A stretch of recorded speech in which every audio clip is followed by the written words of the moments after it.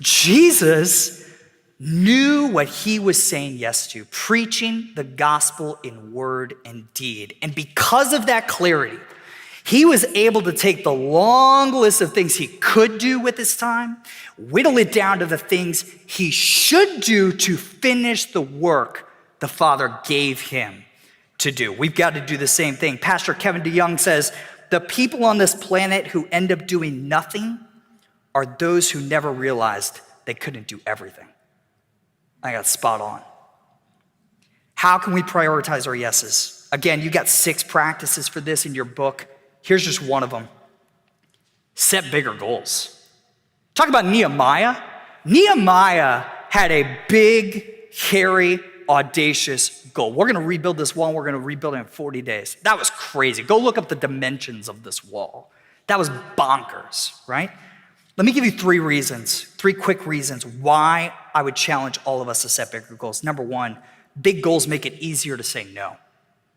Anytime I'm talking to a leader, this is especially a problem for entrepreneurs, and they're like, Jordan, I'm swamped. I'm constantly saying yes to stuff. I can't say no. I got too much on my calendar. My first question every time, what is your big, hairy, audacious goal for your family, for your work? What is the burning yes inside of you? Because if you don't have that, you're gonna get sucked into the thick of thin things. Number 2, Ephesians 3:20 tells us that God has the power to do immeasurably more than all we ask or imagine.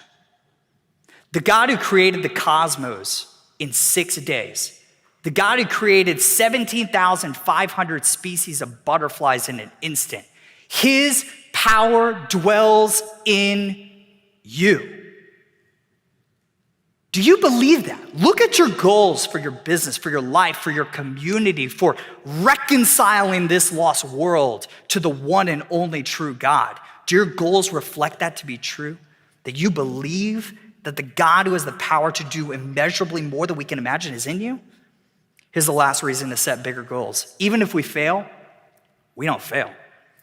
We have Jesus. Nothing can separate us from the love of God. Nothing can separate us from the peace of God that we have through our Lord Jesus Christ. Even if you strike out, you're good. Larry Page at Google talks a lot about this. Says this is what people don't understand about 10x thinking. If you set a goal that's 10x what your normal goal would be, even if you fail, you're a lot further along that path to where you want to go. But as Christians, we can take it a step further and say, even if we hit none of our goals, even if we bat a 0, we have Christ, and Christ is enough.